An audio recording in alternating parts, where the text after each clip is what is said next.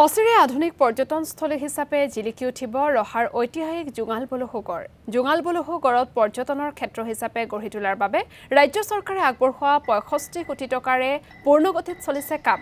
ইতিমধ্যে পৰ্যটন ক্ষেত্ৰৰ বাবে প্ৰায় ৯০% কাম সম্পূৰ্ণ হৈ উঠিছে।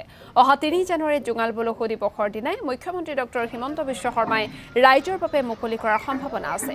উল্লেখযোগ্য যে জোঙাল বলহু গড়ক পৰ্যটন ক্ষেত্ৰ হিচাপে গঢ় দিবলৈ তিৱা জাতীয় সংগঠনসমূহে দাবী জনাই আহিছিল চৰকাৰক।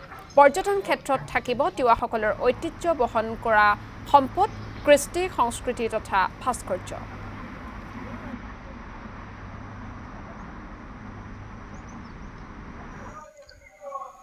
তিৱা জনগোষ্ঠীৰ স্বাভিমান তথা তিৱা ৰজা বীৰ জোঙাল বলহুৰ ১২০০ শতিকাত নিৰ্মাণ কৰা জোঙাল বলহু গড়ৰ ৰাজধানীৰ সেই ক্ষেত্ৰত অসমৰ মাননীয় মুখ্যমন্ত্ৰী ডক্টৰ হিমন্ত বিশ্ব শৰ্মা ডাঙৰীয়াই তিৱা জনগোষ্ঠীৰ ঐতিহ্য, ইতিহাস, সংস্কৃতিক সুৰক্ষা কৰি ইয়াক বিশ্ব দৰবাৰলৈ আগুৱাই নিয়াৰ কাৰণে এক বলিষ্ঠ সিদ্ধান্ত গ্ৰহণ কৰিছিল। আৰু সেই সিদ্ধান্ত মতেই জোঙাল বলহু গড়ত এক পৰ্যটন কেন্দ্ৰ নিৰ্মাণ কৰি ইয়াক প্ৰচাৰ আৰু সুৰক্ষাৰ কাৰণে ব্যৱস্থা গ্ৰহণ কৰিছে। তাৰ কাৰণে আমি তিৱা জনগোষ্ঠীৰ তৰফৰ পৰা জনপ্ৰিয় মুখ্যমন্ত্ৰী মাননীয় হিমন্ত বিশ্ব শৰ্মা ডাঙৰীয়াক আন্তৰিক ধন্যবাদ আৰু কৃতজ্ঞতা জনাইছোঁ। তিৱা মানুহৰ এটা সপোন আছিল যে সেই অতীতৰ সোণালী যি ইতিহাস, তিৱা জাতিৰ যি কৃষ্টি, সংস্কৃতি, ঐতিহ্য, পৰম্পৰা, ধৰ্মীয় ৰীতি নীতিৰে আদি এটা মহীয়ান জাতি হিচাপে এটা সময়ত অতি শক্তিশালী অৱস্থাত আছিল।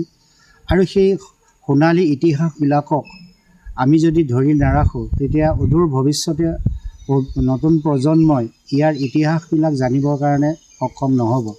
গতিকে ইয়াতে পৰ্যটন কেন্দ্ৰ নিৰ্মাণ কৰাৰ জৰিয়তে আমি আমাৰ তিৱাসকলৰ যিবিলাক কৃষ্টি, সংস্কৃতি, আমাৰ ধৰ্মীয় উপাসনা, ৰীতি নীতি, বিভিন্ন গীত মাত, আমাৰ বয়ন শিল্প, কৃষি শিল্প ইত্যাদিক আমি এটা সংগৃহীত ৰূপত কি ধৰণে আমি সংৰক্ষণ কৰি বিশ্ব দৰবাৰত ইয়াক পৰিচিত কৰিব পাৰোঁ তাৰ কাৰণে ব্যৱস্থা গ্ৰহণ কৰা হৈছে। আৰু এই প্ৰকল্পত বিশেষ হিচাপে আমাৰ তিৱাসকলৰ সাংস্কৃতিক প্ৰতীক ডেকা চাং নিৰ্মাণ কৰা হৈছে।